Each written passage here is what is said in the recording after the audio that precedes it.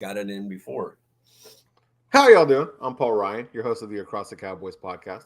If you're new to the show, thank you for joining us. And to our regular listeners, welcome back. With me, as always, is my co-host, the healthiest co-host in the world, Mike The Pig Crum. Mike, how are you? That is such a lie. Oh my God, the healthiest. Woof. No, Dallas's word this year has been resilient, and I'm trying to pull through. I've been waiting for this game all year, and today was a hard day, but we're through it. We're ready. I might be a little off, but I'm always a little off, so it's all right. Paul carries this show. We all know that. Stop. You're the brains of the operation, Mike. We all know that. Not, dude. I don't. My brains are scrambled eggs, so you had better be ready today. Oh, well, man, I'm glad I did that research for the first time in show history, Mike. Oh, Oh, before we get into our discussion tonight, Mike, let the people know where they can find you on Twitter, sir. at CD Piglet, guys, nice and easy. Guys, again, I'm Paul Ryan. You can find me on Twitter at Paul_Ryan15. So, Mike, you look at this game and you look at this Dallas team with all the moves you made in the offseason, but where we are today. Is this team better than the team that was last year, or do you think they're worse? It's crazy because it's all in the way it's framed. I believe they're definitely a less talented team. You Yeah. lose. Even people forget, like, we had Steele on the team, so it's not like we got Lyle Collins and replaced him with Steele. Like, Steele was there, so we just Mm-hmm. had Lyle Collins was gone, and then Amari Cooper gone, and we seen what he did in Cleveland, and then Randy Gregory, he got hurt, but at the time he got hurt, he like led the everyone in pressures, all defensive players in pressures. Like, we had a lot of talent leave this team. But are they a better team? Absolutely. You could tell the coordinators know how to use people more. They know the versatility of the players. The younger guys like Parsons and Osa or Bohana, even at times. Dorrance Armstrong, the guys that are at the end of Madden, your ratings go up at the end of the year. It's Yeah. kind of like that. Like, they've become better players. LVE has become a better player. Dak has become a better player. It has nothing to do with his throwing. He's just up to run now. He's a year removed from that injury.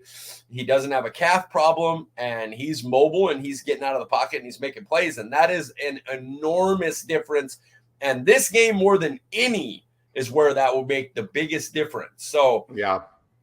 yeah, I would say less talented team, much better team. I like the way you worded that, Mike, because I'm right there with you. When you lose the talent that we did, you mentioned Gregory, Amari, and even Lyle Collins. I know he wasn't having that great of a year at the beginning, but I think he started to kind of turn things around. Definitely less talented, but yeah, like you said, I think we're a much better team. There's no question about that. I think our mentality is a lot stronger this year as well. When you think about this team, you lose Dak for the second time in 3 years as McCarthy, and this team just kind of never really folded. And I think that says a lot about what McCarthy and this team is all about this year.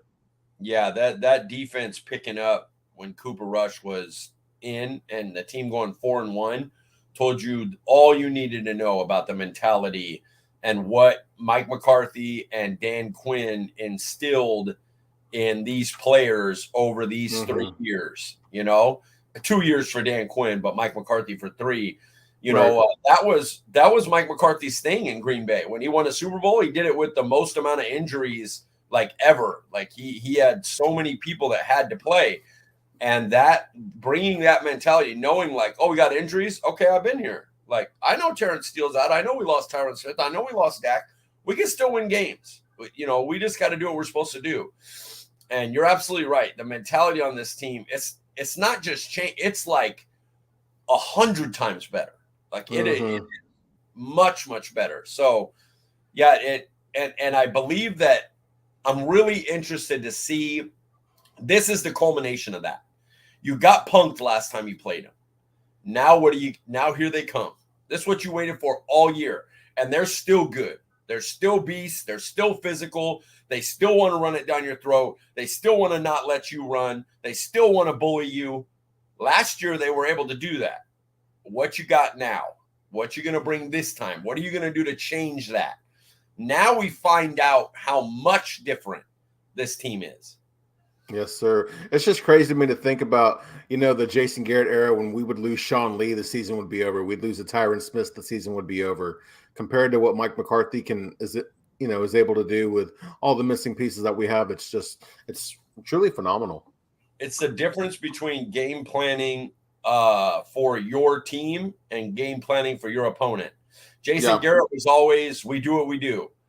And this just doesn't work in the modern NFL. Like, people will figure you out and learn how to make you play left-handed. And sometimes you'll be talented enough to win those games.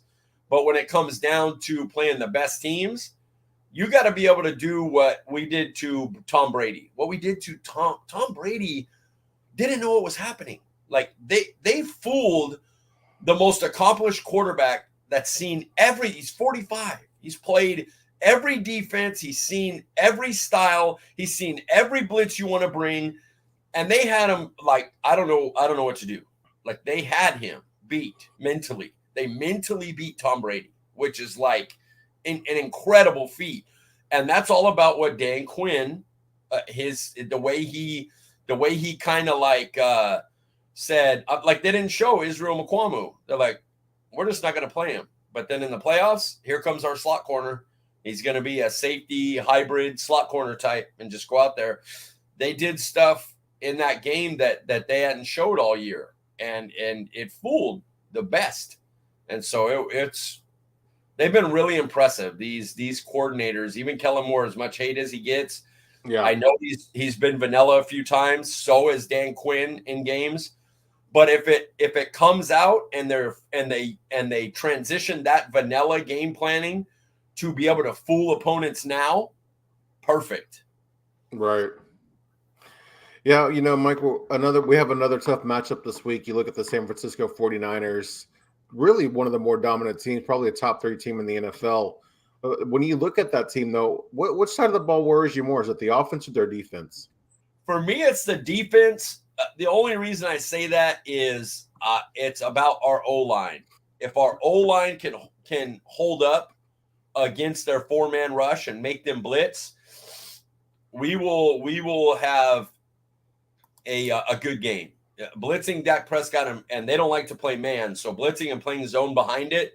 We've seen what Dak Prescott did to the Eagles zone. We saw what they did to the Tampa zone. Like, that's what he does the best. He cuts up zone blitzes.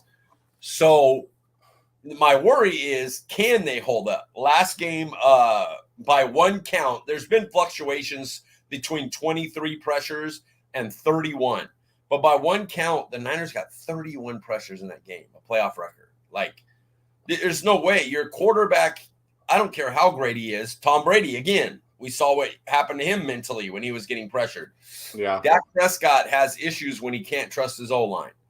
And so that's my biggest worry. On the other end, they still have a rookie quarterback. And we still got a really great – they have not faced a defense like ours. A top 3 DVOA overall, a top 5 passing DVOA team.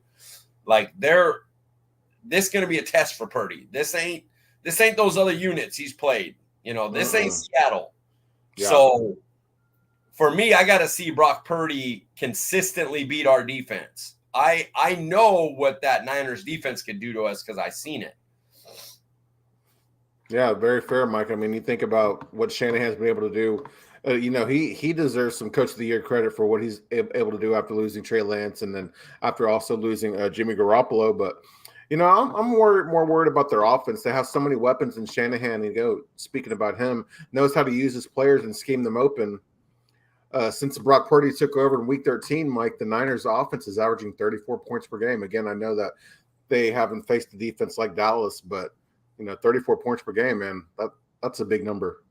They're beating up on the teams they should beat up on, which is a credit. You need to be able to do that to be a great offense. All right, let's see him do it to our team. Let's see him do it to this defense. A hungry defense, I'd imagine. Oh, dude, they got to be. There's a reason, like, I was dying and was like, I'm going on this pod. Like, I'm going to get through it. I don't care. This is the game I've been waiting all year for. So I'm ready for it. I need them to show up and come ready to play right away. Like, this is the test. This is what I want to see. This is that game. One thing about this team, Mike, is they always seem ready, ready Yeah. ready for the next opponent. I mean, I know people are probably still looking at that Washington game, kind of with a bad taste in their mouth, but then you look at that Tampa game when it really mattered. We saw a different team. So hopefully that people, don't hold that against the Cowboys. Yeah, you look through. Tampa was week 1. That team had a left guard in his first game, had Dennis Houston at starting wide receiver. Like, I'll throw that game out. Dak's first game, throw that game out. Then you got the next loss is Eagles to Cooper Rush. Eagles probably the best team at that time. They were so healthy. They were the best team in football at that time. They beat Cooper Rush by 9 points. Mm-hmm. Green Bay game, we were up 2 touchdowns in the fourth. That we'd never given up that lead in our team's history. Aaron Rodgers got him. They took the foot off the gas and they came back and got him. And then Jacksonville, they had a 17-point lead and let that team come back. And the defense did not play well. So yeah, the Commanders game, the Commanders players told you they weren't even trying.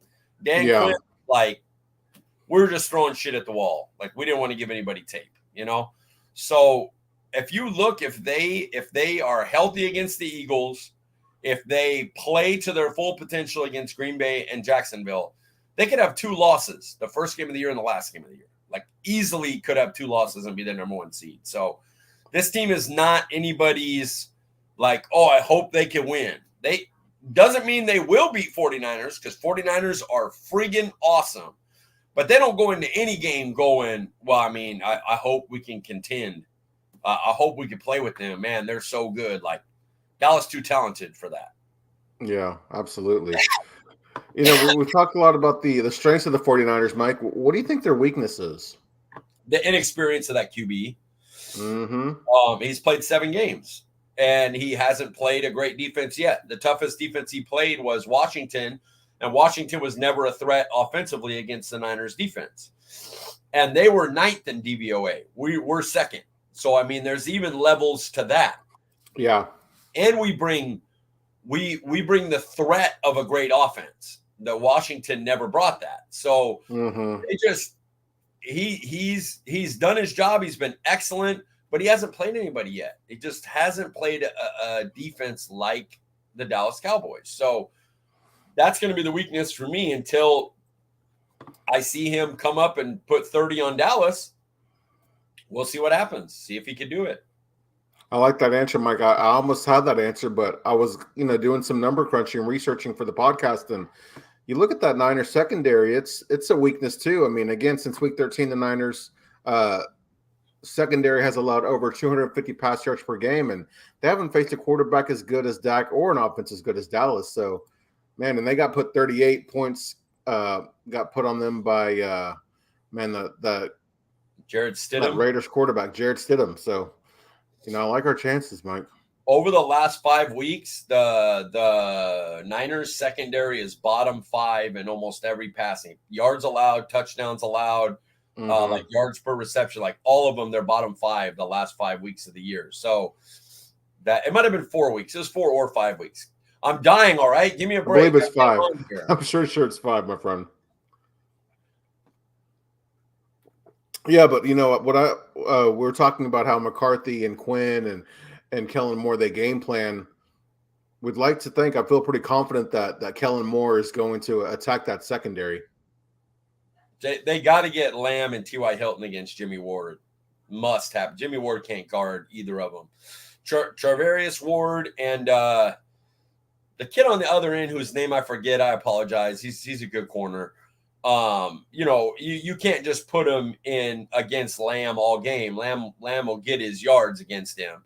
But the real matchup is T.Y. Hilton and CeeDee Lamb in the slot against Ward, when Ward has to come down as a nickel.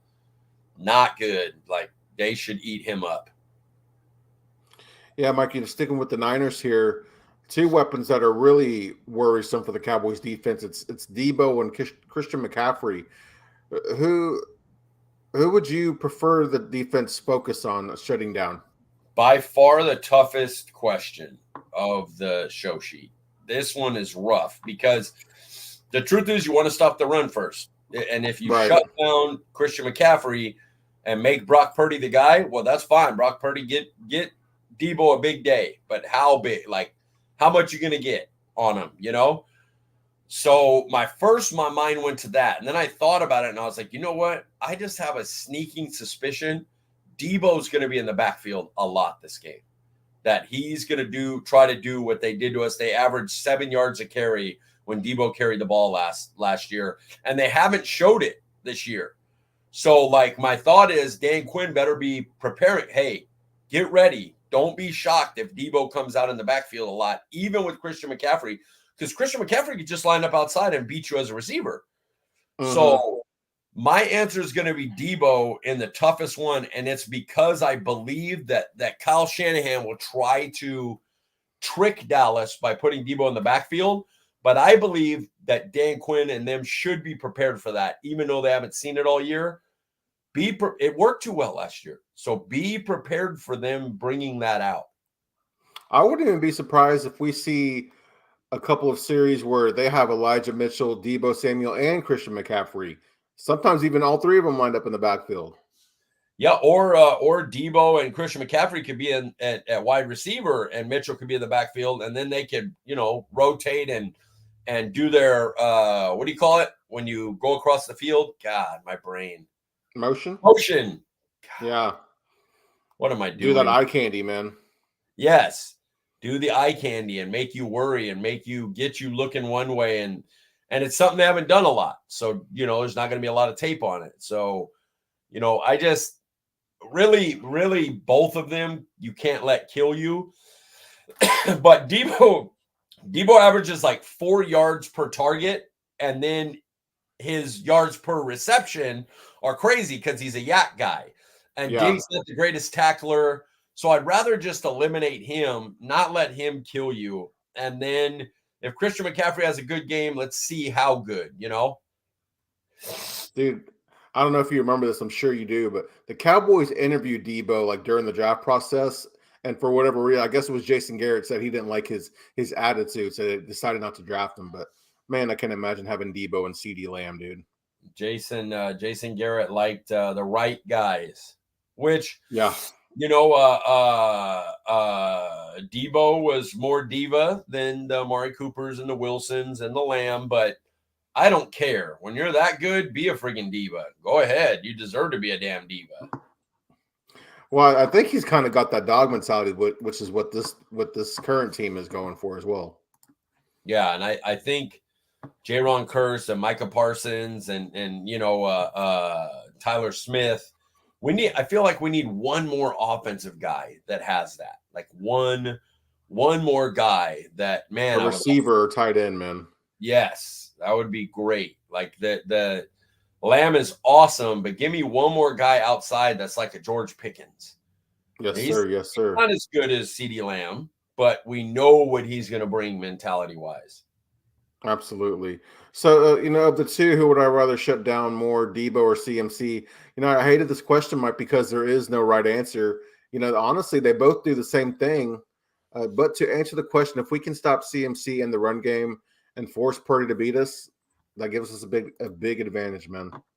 I do feel like that's the smartest overall team strategy. Like if you took back and you said, okay, it's Niners, forget the names. Do you want to start the run game or one of the wide receivers? It's the run game easily. Just that Debo name frightens me a little bit. Because, man,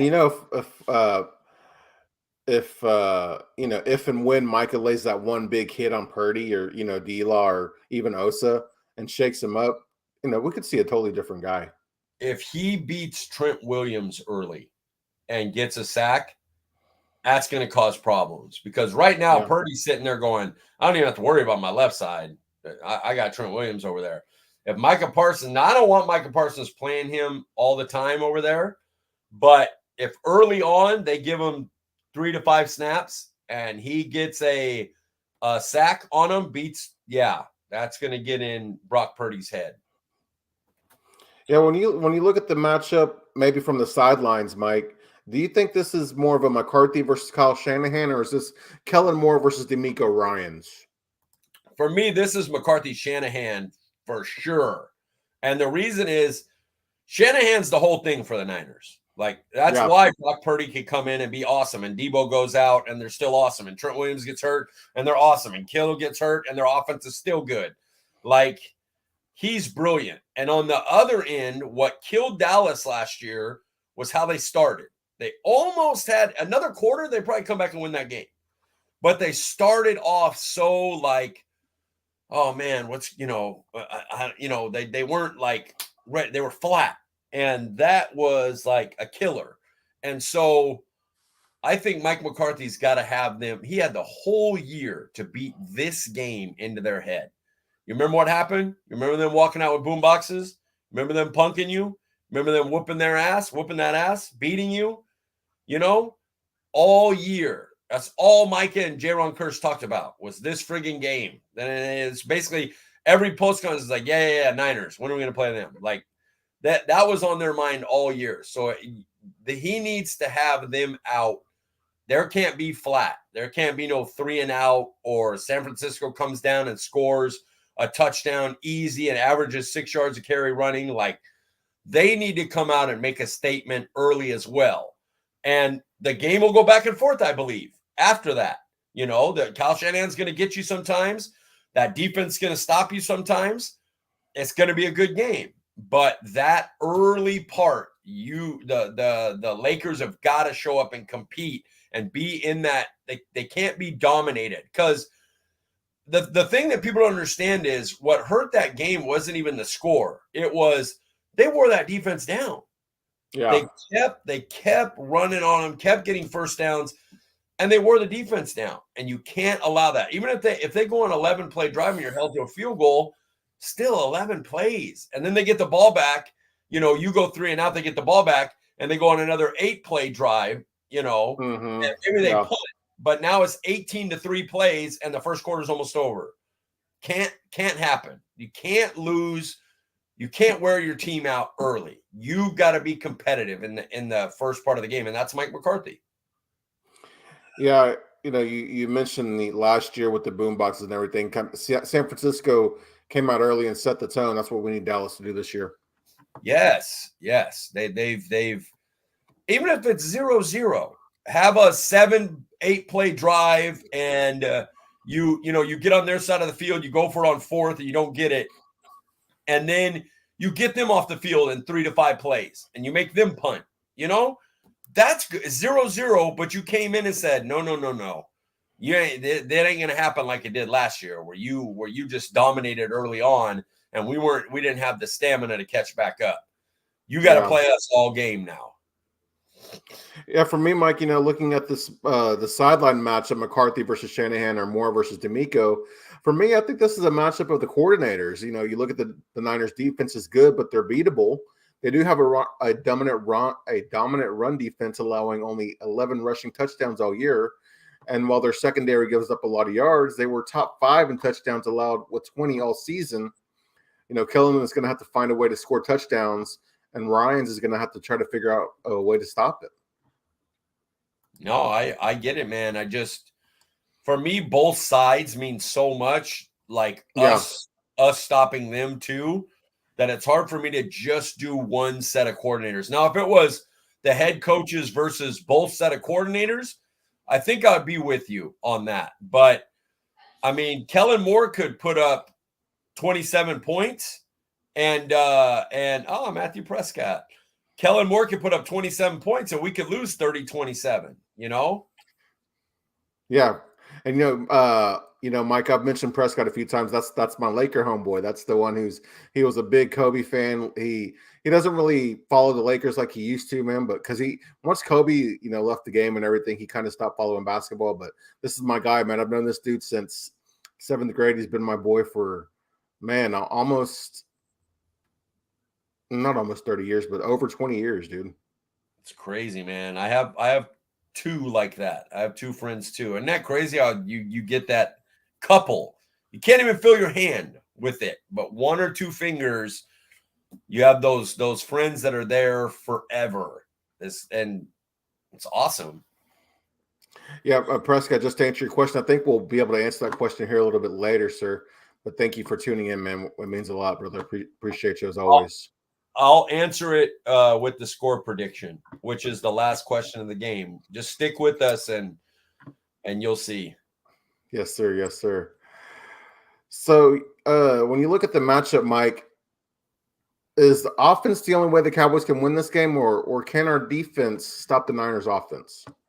This opponent's too good to beat them with only one side of the ball. If the Dallas offense doesn't show up and the defense does, they'll probably lose. Like this team, this San Francisco team, this Eagles team coming up, Kansas City, Buffalo, those teams are not teams you're going to beat with just one side of the ball playing. You got to play a complete football game. And that's where you are. You're down to the final 8 right here. This is it. These are the guys. So no, I don't think if your offense is not playing well and only puts up 17 points, I don't see them winning. I just don't. Yeah, this is not going to be a low scoring affair, I don't think, Mike. Yeah, I don't either, to be honest. I don't know, but could you see a 2017 game? No, not me. I think Dallas's offense is going to play pretty well. They're going to be able to score, and Kyle Shanahan's a damn good is a brilliant coordinator, and I don't think he'll be able to try to run out the clock. His game plan last year, legitimately, it's what kept us in it, as he was just like, let's just try to keep that offense off the field. Keep our defense fresh. We're going to run a lot. We're going to be ultra conservative. We're going to pin them. We're going to keep the score low. I don't think they could do that against our defense anymore. This ain't the same group. They're going to have to score. And really, the last good defense that the Niners play, or not defense, but offense, was Week 11 versus Miami, and they needed 4 turnovers to win that game. And all the way up until the fourth quarter, it was 23-17, and then they got a fumble recovery for a touchdown to kind of seal the deal. But you look at that Miami team, I would put Dallas against them. I don't, our defense is much better than theirs, but their offense is right on par with ours. I think we would give their quarterbacks a lot of issues with our pass rush. No doubt about that. But their receivers would give us fits, though. Oh, yeah. Tyreek Hill and Waddle are monsters. And Said would have a good game because, he'd be wanting to come back and play against us. And he's a solid receiver. I mean, he obviously didn't have the year he hoped here, but please let him cut him. Bring him back. Oh, my goodness. Dude, I'd love him as our wide receiver 3, dude. Oh, it would be great. Just so Mr. Prescott knows, Lakers are up by 1 in the second over the Grizzlies. Hey, he's Prescott's a big Ja Morant fan, so hopefully maybe Morant can bring him back to basketball. Dude, Ja Morant and Luka are just get him in the playoffs. I just want to watch them play playoff games. Oh, man. I'd love that series, dude. That'd be so nasty. Yeah. Yeah, I was just saying in the playoffs versus anybody, but yeah, for sure. Finals of Mavericks and Memphis. Oh my God, that'd be insanity. That'd be ridiculous. Okay, Mike, we know that the narrative here for this game has been revenge, but is revenge the mindset Dallas should have, or should it be something else? Goddamn right, it should. Absolutely, I like that. It's been the thing all year. Mike and Curse have talked about it all year. It's how they beat you. That ain't that you lost. It's how they beat you. That matters. And they should take that into this game. They should take they should be watching that game before everything. They watch the game again. Watch it. Highlights. You got to watch highlights of that game every day before practice. And just get them into that mindset. Like if you're McCarthy, just as a way to motivate, do you replay their intro where they came out with the boombox playing Meek Mill, or how do you get them hyped up? Kind of remind them while also motivating them.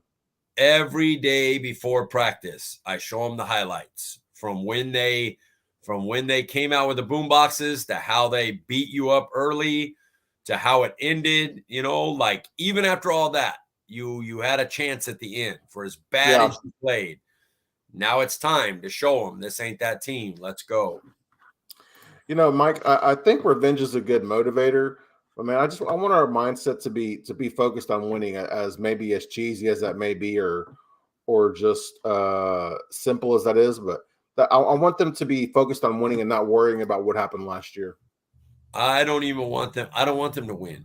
I want them to beat them down. I want them to feel it. I want them to be afraid. I want them to go, damn, who the hell is this in 1 year? What happened? Yeah. I want them to know, to leave this game knowing, yeah, you know now who that team was. You may have got us last year, but now you know who the team is, the number one team in this NFC. Between Absolutely. those two. So funny story, Mike, as well as you and me, Prescott's two favorite players, Ja Morant and Luka. Oh, nice. How do you not love them? I know it's impossible not to love them. No, and I like my favorite player on the Lakers is Austin Reeves. I just like wow. our guy. Yeah.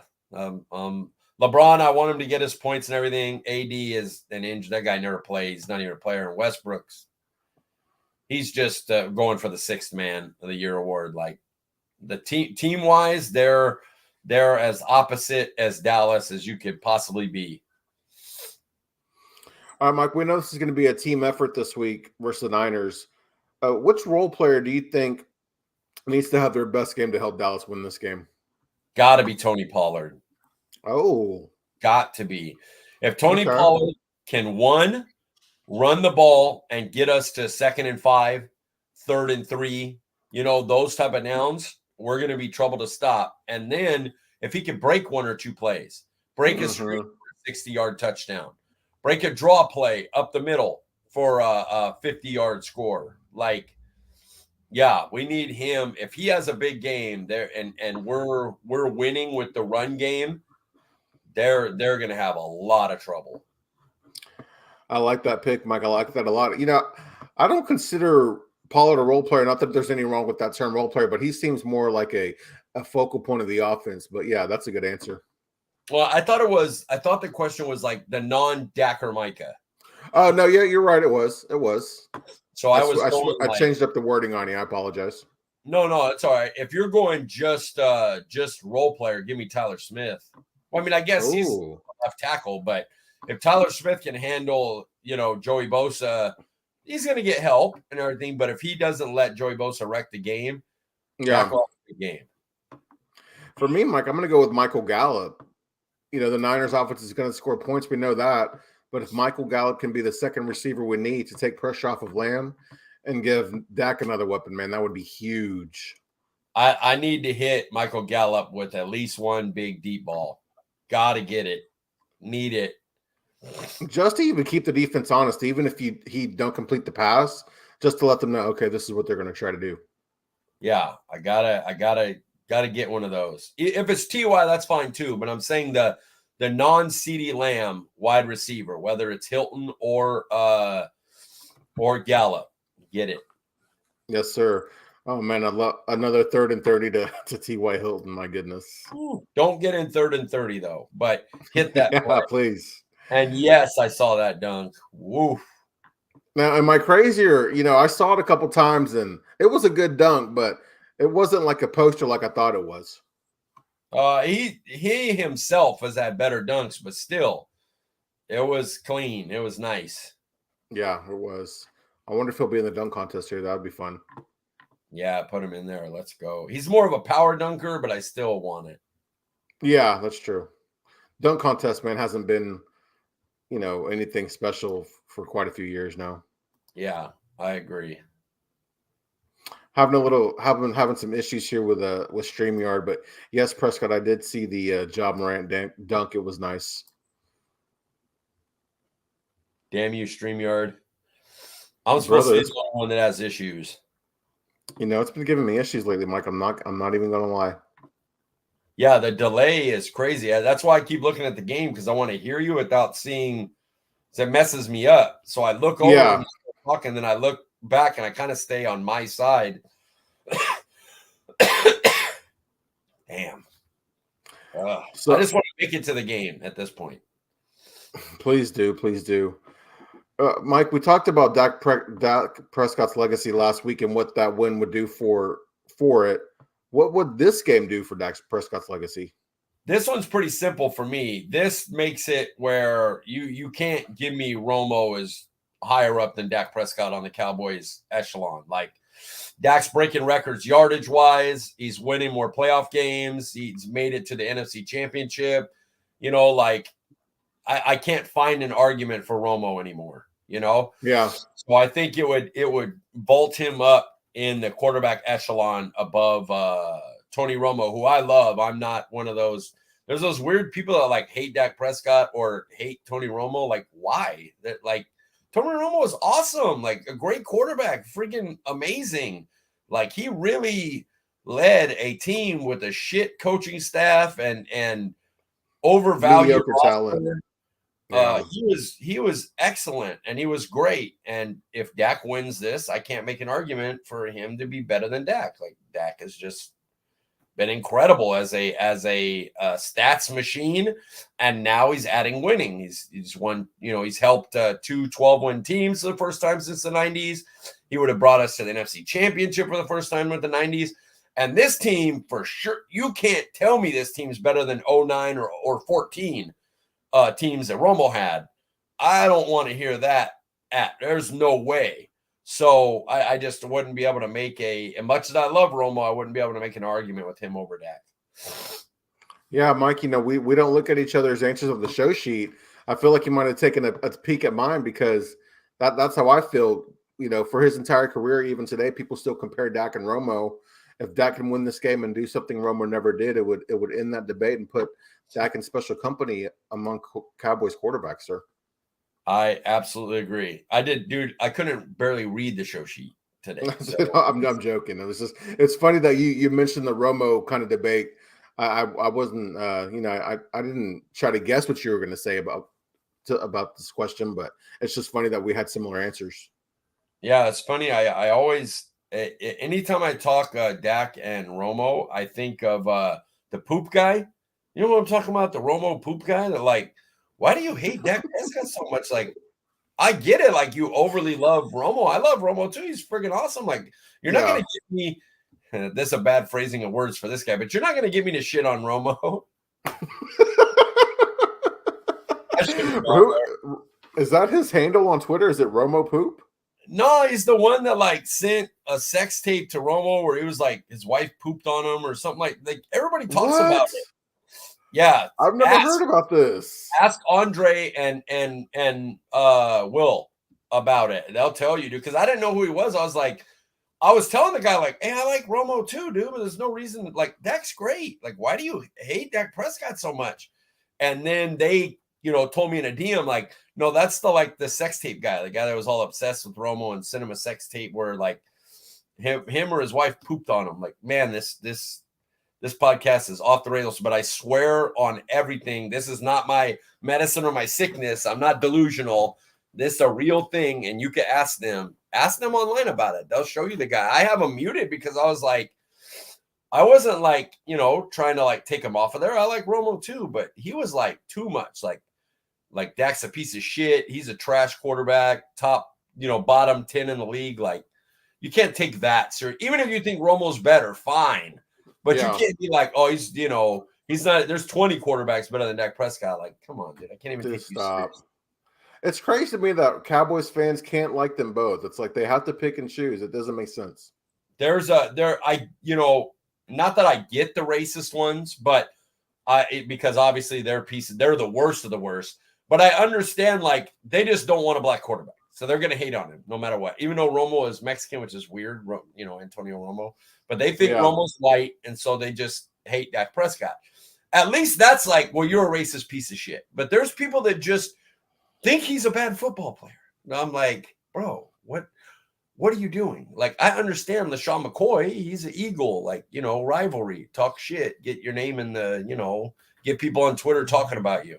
But you're a Dallas fan. Like, you watched Quincy Carter. You watched the pitcher, Hutchinson or whatever. You watched all these guys, and now you have Romo and Dak back-to-back. Love them both.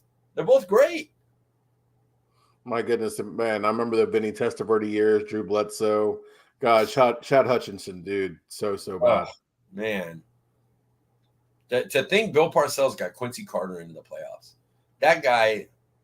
That's my favorite coach of all time. I'd take him over even Bill Belichick. I'll take Bill Parcells. That is my favorite. He knows how to build the character of a team. He's unbelievable. My guy in the Cowboys era, man, I loved Wade Phillips, dude. Oh, Wade's great too. Love Wade. Great Twitter too. If you don't follow him on Twitter, son of bum. Great Twitter. Why is my... All right, Mike, here we are. We're going to do our score predictions. But before we get to the Cowboys, we want to do our, I don't know, did you do a score prediction for every team or are you just predicting the winners? Whatever. We can do whatever. I can come up with a score. I didn't come up with a score, so that's why I was asking. Yeah. No, then we'll just pick winners. Okay. So, first game on Saturday, sir. Man, I'm really excited for this matchup just because, two really good pocket passing quarterbacks versus two really good head coaches. I believe Doug Peterson comes from the Andy Reid coaching tree, does he not? Yes. That's exciting, man. But Kansas City, Jacksonville, who you got, Mike? I never, ever, I'm not joking. This is an absolute fact. I never pick against Andy Reid off a bye week. When Andy Reid gets a bye week, I pick him every time. It's not going to change here. I feel like Jags won their Super Bowl like they got down, they came back, they won. It was like we did it, the exhale. And so now I think Kansas City's probably beat them by a little bit. Like it'll stay close, but I think Kansas City will win by double digits. Yeah, I have Kansas City winning this game too. I think it'll be pretty close, but Kansas City will pull away at some point. Before we get to our next one, Mike, I think Prescott wants some clarification on a comment she made when you were talking about this team. He was asking, did you just say that this team isn't better than the 2009 and 2014 teams? Yeah, the two playoff teams, the 2009-14, yeah, they were loaded. That offensive line, yeah, they were. They were just all pros everywhere. Witten was in 2009. Witten was a monster.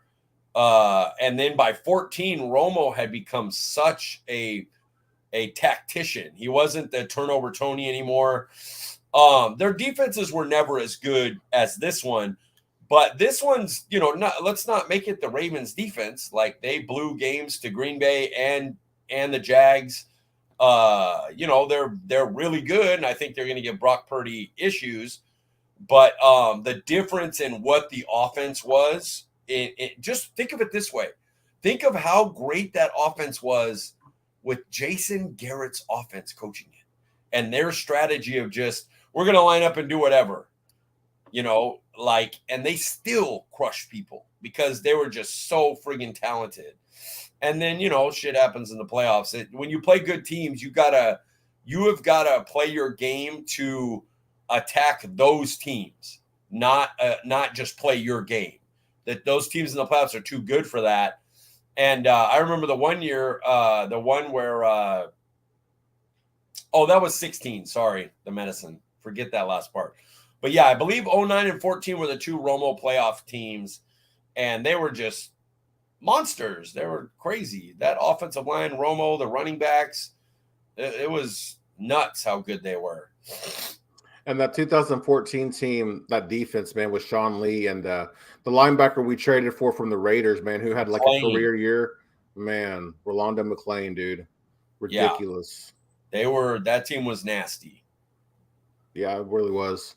Okay, Mike. So no, next game, score prediction, we're going to do New York Giants versus the Philadelphia Eagles. So you got? I would love to have a home NFC title game. I don't believe in Daniel Jones. He doesn't have enough weapons. Do I think the Giants will do a good job against Jalen Hurts and the Eagles offense will struggle? Yes, but I think people forget how good that Eagles defense is with Bradbury and Slay and that the best defensive line, pass rush the whole season, Hassan Reddick and Cox and Hardgrave. And they're monsters. And I think they'll do enough to beat the Giants, even with a wounded Jalen Hurts. Yeah, I think you predicted the scores on Twitter, but you had this kind of being a low scoring affair 2017. Correct me if I'm wrong. Yeah, that sounds about right. Yeah, I don't know why when I picked my winner last night on the fantasy pod, Mike, I went with my gut and I said I had a sneaky suspicion that the Giants were going to win this game. Rust being a factor and momentum being the difference maker for the Giants. They could. They absolutely could. That would not shock me at all. I hope so. I would love to, like, all that talk about Hurts all year being better than Dak, this and that, and he goes again without getting a playoff win. Like, that would be hilarious to me. Right. Our next game, man, dude, talk about exciting. Josh Allen and the Bills versus Joe Burrow and the Bengals. Who you got there? I'm going Bills, and I would have easily picked Bengals if they didn't lose 3 offensive linemen in the last 3 Yeah. weeks. Like, That's tough. That's just a lot to ask for Burrow. So I got to go Bills. I think Bills will just the O-line issues for Cincy will be too much. Last night I picked the Bengals, and that was before I knew about the offensive line. But I'm going to stick with it, man, because we've seen Joe Burrow with, even after losing those 3 starters, is probably about as good as his offensive line was last year, and he made it to the Super Bowl. So I'm going to stick with it, man. I don't blame you. Burrow's a stud. Dude, ridiculous. And then, man, Jamar Chase, T. Higgins, and Tyler Boyd. Nasty. Rough to deal with. I understand that, believe me. All right, so here we are. San Francisco 49ers versus our Dallas Cowboys. Who you got? All right, I just have a feeling that Dallas is going to come out extra motivated. I think they're going to kind of pumpkin Brock Purdy a little bit, make him look human, make that offense look human. And I don't think the Niners defense can keep up with our passing attack. I got Dallas 32. Who are we playing? Niners, man. I made it through 32-20. You did, sir. 32-20. Oh, I like that. 32. Okay, Mike. So researching for the pod, doing some number crunching. The Niners offense, points per game at home with Purdy, 5-game sample size, averaged 39 points per game. The defense, again with Purdy, 5 games at home, allows 16 points per game. Cowboys offense, points per game on the road, their last 5 games, 27. The defense, last 5 games, 22. So the calculations would say Niners 31, Dallas 21. But I think the Dallas defense gets to Purdy, and the final score will be 28-31 Dallas. All right. I like it. We're around the same score for Dallas. We're predicting a good eruption for them. I really hope it's not that close, to be honest with you. Huh? I hope it's not that close, to be honest with you. Me neither. I hope they come out and whoop their ass. How amazing would it be, though, if Brett Maher kicks the game-winning field goal after the game he had on Monday night? Long as it's tied when it happens. Exactly. Yeah. I don't want that kick being where we're down by 1 and he's got to make it to win it. Okay, so Matt had some insight on the debate you guys were having about the 09-14 and the 2022 teams. He said we've almost led the league in scoring 2 years in a row and easily would have if not for the 21 points per game with Cooper Rush in that 5-game stretch, and we're the first defense since the early 70s to lead the league in turnovers forced for 2 consecutive seasons. So we've almost led the league in scoring and turnovers forced for 2 years in a row. That has more to do with the coordinators, I believe, and the way they are than the talent on the teams. I think people forget. Put Kellen Moore and Dan Quinn with that team in 09 and 14. and let the and Mike McCarthy instead of Jason. People forget, like, Jason Garrett's awful. He's a horrible coach. He's not a good coach at all. Look at him as offensive coordinator of the Giants. The next year, they're one of the highest teams. Daniel Jones looks like a guy you're going to pay. Who'd they get? They didn't get anybody different. They're the same damn people. And he's just he's horrible. He is a horrible strategic coach. Excellent motivator. They love playing for him. But he just was like, we're going to line up and do what we do. Not how it works. It's not how the NFL works. So, yeah, if you give Mike McCarthy, Moore, and Dan Quinn, those teams from 09 and 14, they might have mutilated the league. Like, that offensive line was untouchable. Like, I can't even – Kellen Moore's run up the middle strategy? He could have just done that. Like, he could have just done his stupid halfback dive every first down, and we'd have gained 5 yards of carry. That's basically what Jason Garrett did to win 12 games. The difference is it wouldn't have been all curls or, stop and line. Like, Moore will use some motion. Moore will do some stuff. He's had some plays that are that Lamb play, the screen to the Ferguson, like, just there's a big difference between the talent of the teams that the coaching is overcoming. The team this year is not as talented as the team last year. The coaching's just been better. They know what the players can do and how to set them up, and the players know the schemes better, and they've become better as they've gotten a year older. But talent-wise, last year's team was more talented. So that's more what I mean about, like, what they did with one of the worst coaches I don't know how he stayed around for 10 years. He was horrendous. And he was Jerry's buddy. So he got to sit there in the job everyone would want and be mediocre for basically 10 years.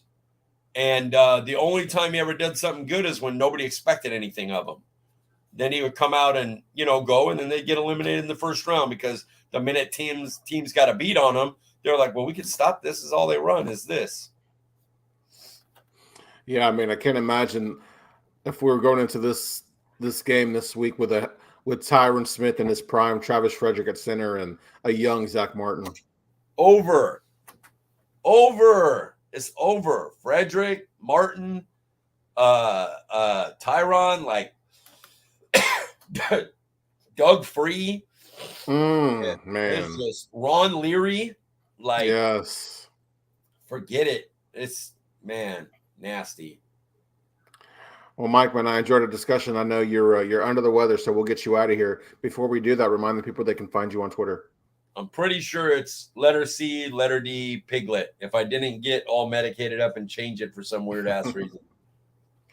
Yes, sir. Perfect. Guys, I'm Paul Ryan. You can find me on Twitter at Paul_Ryan15. Prescott, we appreciate you joining us. Everybody else, we appreciate you joining us. We'll see you guys next week. Cowboys victory. Let's go. Let's do it. NFC championship. I need it.